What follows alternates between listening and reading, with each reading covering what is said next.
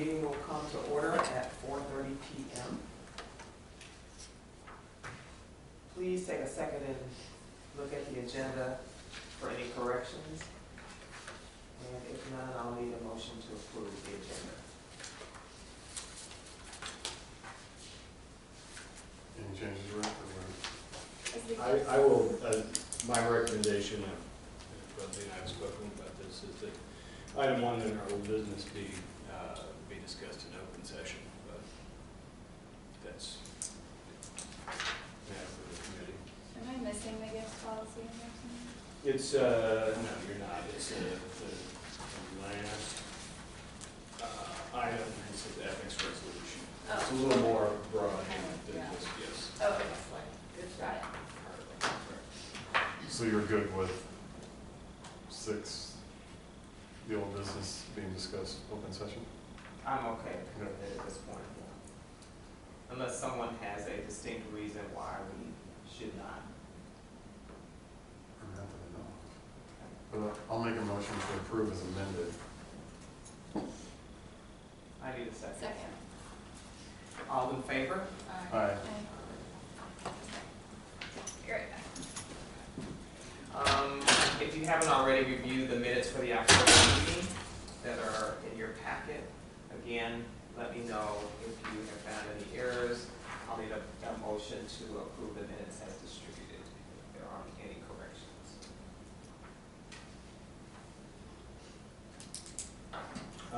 Under personnel, it says no plans to refill the new halftime library system position. It should refill because it would have been a new position, and we just decided not to. Where is that? Oh, where it says refill? Yeah. Well,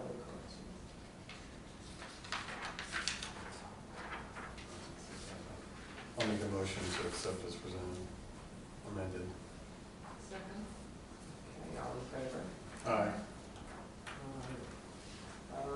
Do we have any comments from the community? Public comments? If so, we have a Public comments or written? public. Yes, I do have public comments. I'm Mark Erler. I just want to address some things. I audited recent police activity here at the library, and there were a few that really stood out to me. One of which was a citizen the homeless citizen, had the police called on them for criticizing Donald Trump. Now, this is not hearsay or whatever. This is verified by a public record provided by the Decatur Police Department. It said that there was a letter saying that he couldn't afford a place to stay, he couldn't afford food, so the library called the police on him. So the police got there and said there was zero threatening language, there was nothing even to warrant a mental health check, that everything was upheld by the Constitution, yet the library called the police. I posted the story. Some citizens were not pleased about that. They contacted Mr. Rick Meyer. I was forwarded the emails. I have the actual ones. He confirmed that he ordered the staff member to call the police. He told this citizen that it was filled with threatening language. That was in stark contrast to the police event report, which was literally attached to the email. So Rick literally just lies to a patron for no reason whatsoever. Then completely backpedals in the response and says, oh, well, like Rick does. Says a bunch of stuff, absolutely means nothing. So I don't appreciate the fact that Rick is ordering people to call the police over someone criticizing Donald Trump. I think that's rude, but I think it falls in line with the way the homeless have been treated in general by staff here at the Decatur Public Library. It also mirrors how Pat McDaniel on the City Council has said that he doesn't like that there are homeless people stinking up the library and laying about. So clearly this seems to me like this is Rick Meyer and management staff trying to placate the City Council by calling the police on them. I also want to note that the police event report noted that there was a man with what they described as a Ruger P95 firearm in the children's department of the Decatur Public Library, threatening to harm and kill people.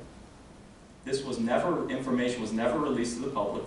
It was never, there was never a story. There were people who worked here who didn't know about it. What else do you need to bring in a security guard than if you've got a guy with a gun here? And I know who the patron was, and he has been a problem patron for a long time, and nothing was ever done about it, and then now you got him up here with a gun.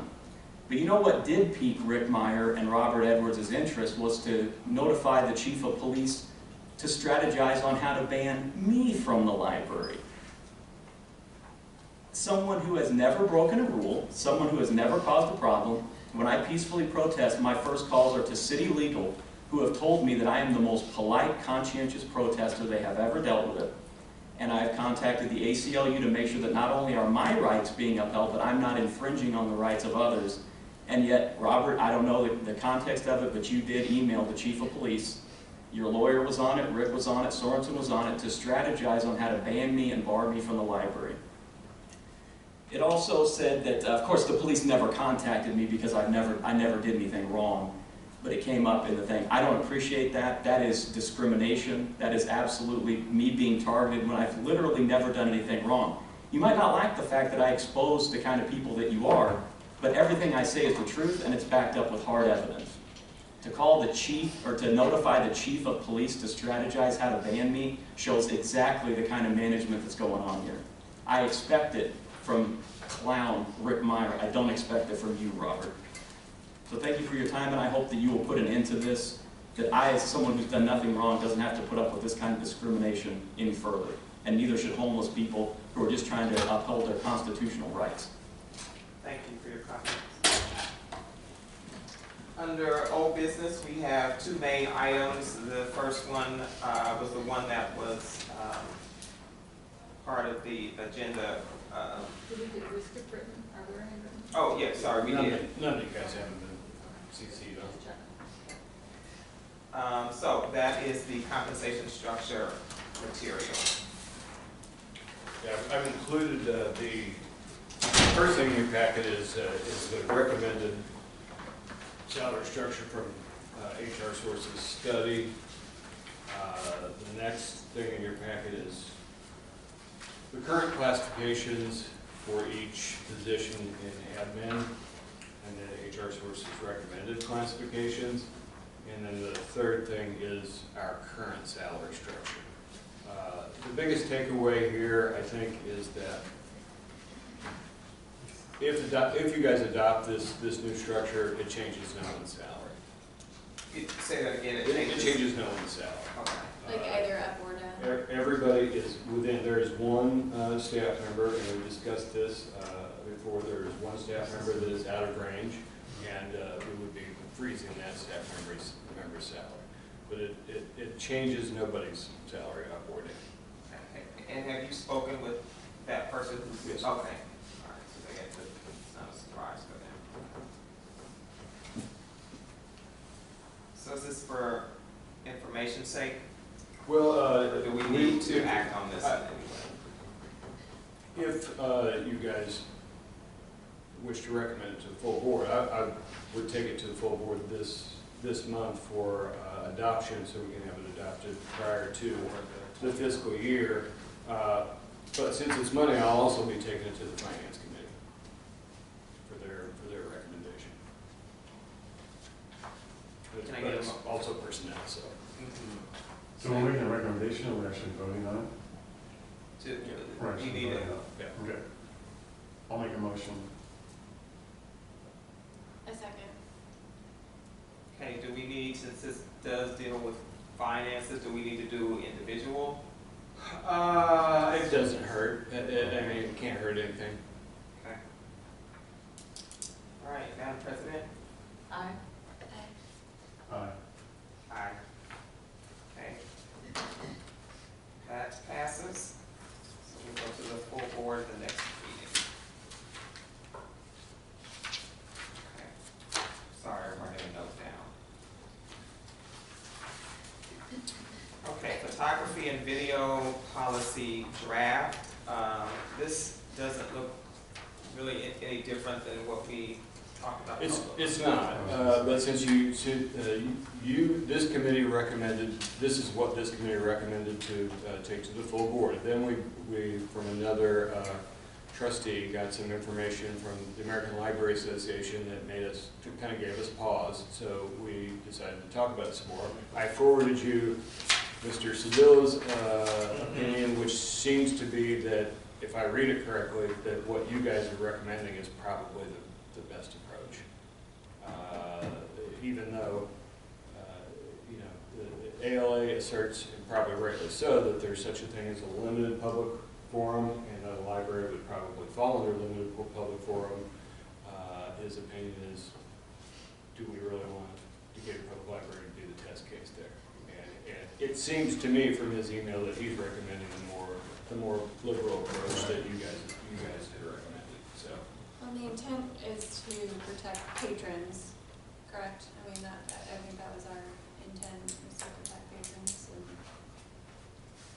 not restrict access, but. Right.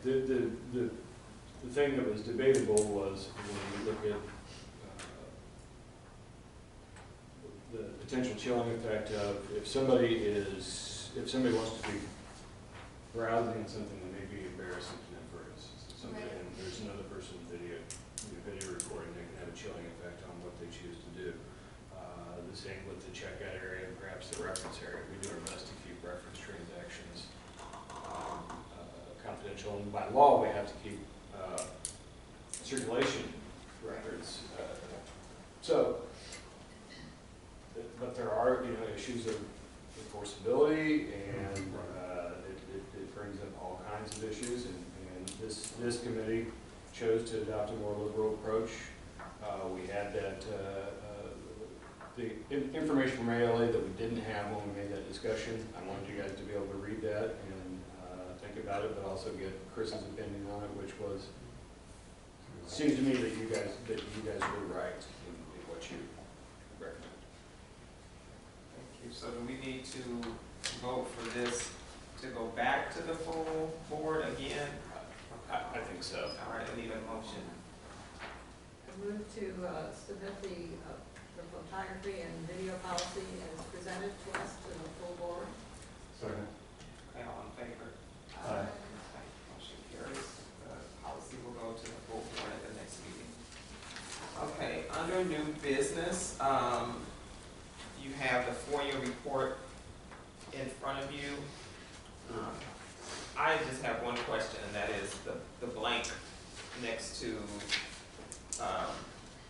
59893. This is, the first portion is FOIA is received since the last meeting, but the second part is just a spreadsheet of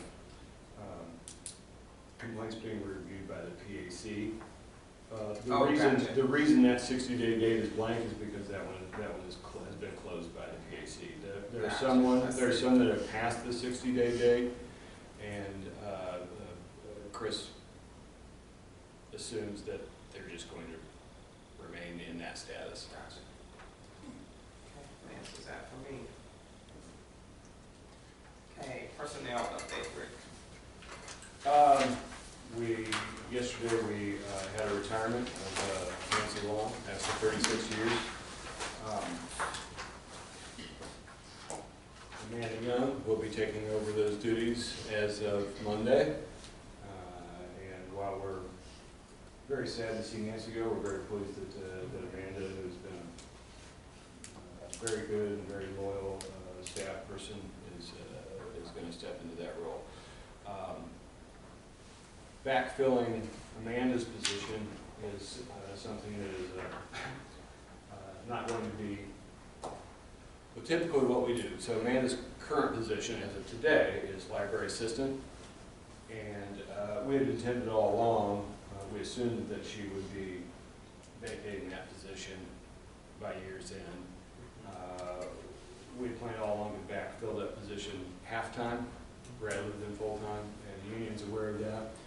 But it's also a civil service position, and what we've always done with civil service positions is the city posts those jobs for us. The city handles the testing, and the city is involved in the interview process. Corporate counsel is now advising city HR that they maybe shouldn't be doing that. So I had a talk with HR specialist Penny Rogers on Monday or Tuesday to see where that was, and she said it's still hanging, and it's well, it can't hang. I mean, we've got to know one way or the other.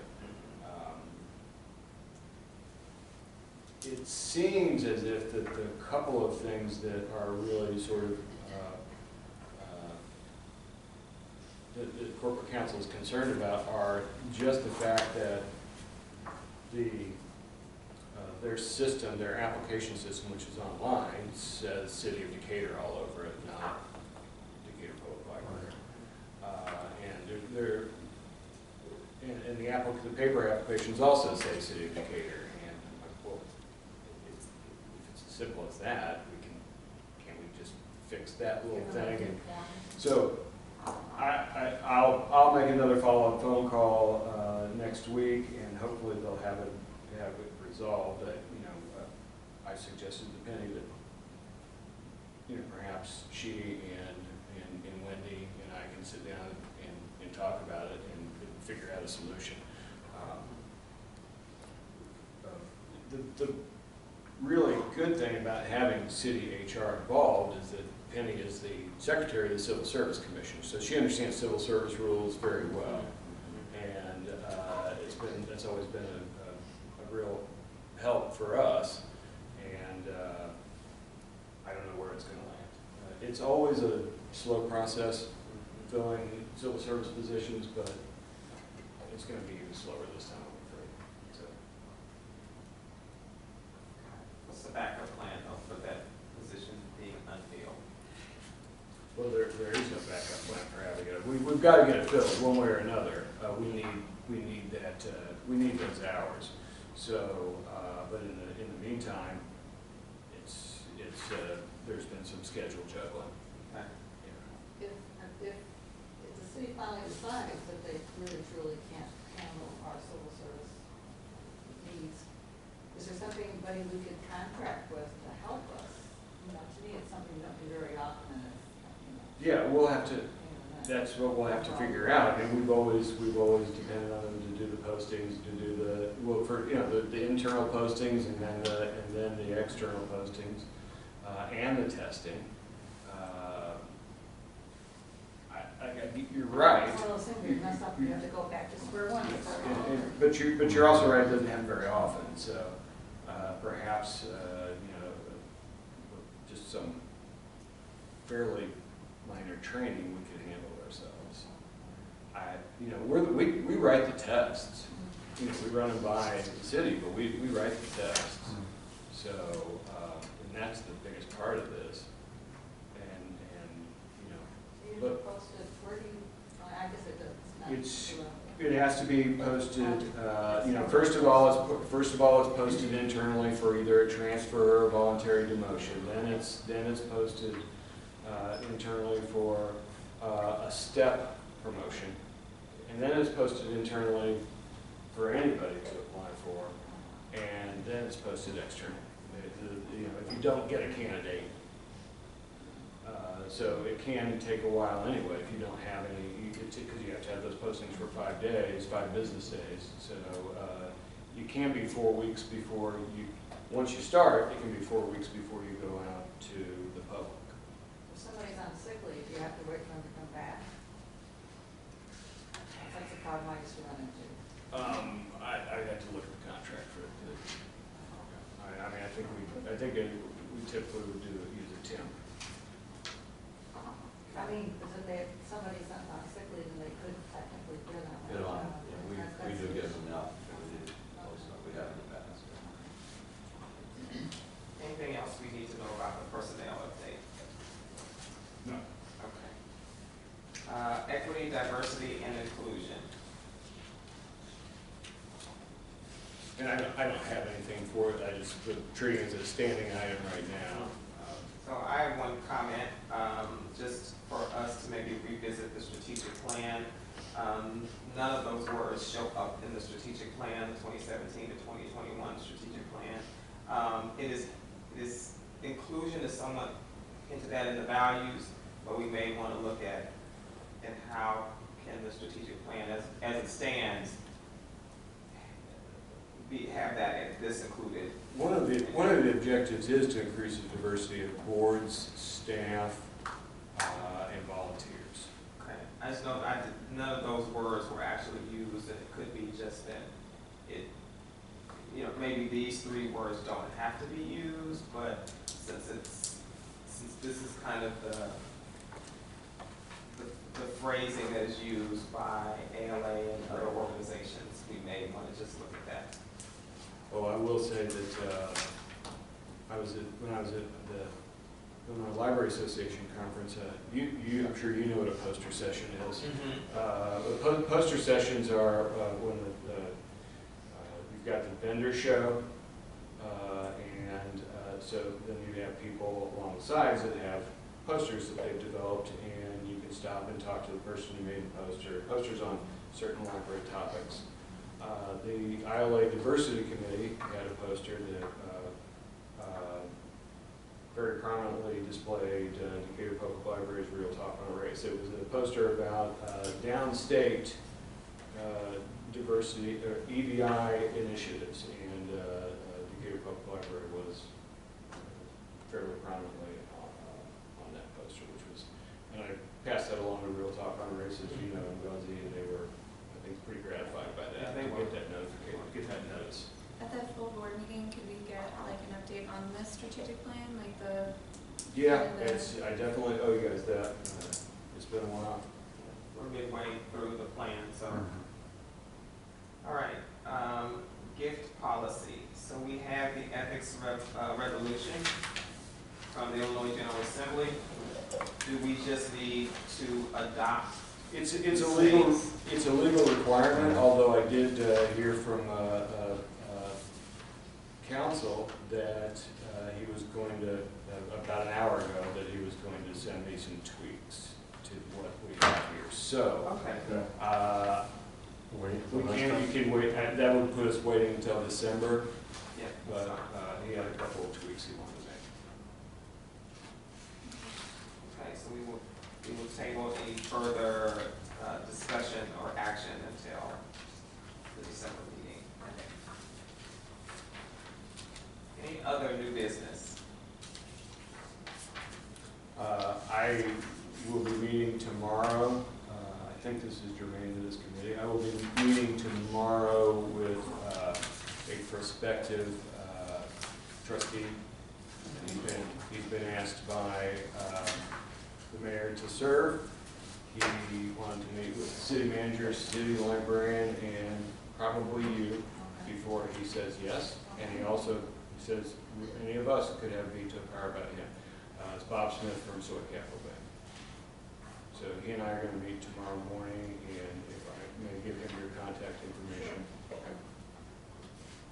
And I'm being counted on. Well, just to set up some kind of meeting. Yeah. All members want. Anything else for the good of the cause? Do we have one or two open for, just one? I need a motion to adjourn. I have a comment. What I'd like to say is, not speaking for library, speaking for myself, since I heard my name come up, I want to say basically that in my position, we don't target any individuals. We target or conceive to be basic circumstances. And any acknowledgement, any talking to any authority are based on what we conceive to be circumstances, not any individual. So we welcome everybody to the Decatur Public Library. We love this place, and we love for them to love this place. But I don't want to leave here with having to say this to different ones and then not coming out in the open.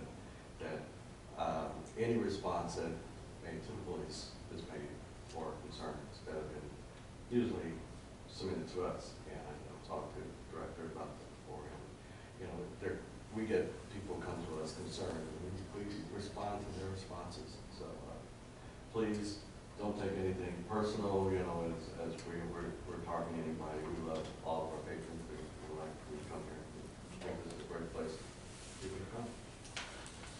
Appreciate that. Thank you. I need a motion to adjourn. So moved. Okay. Okay.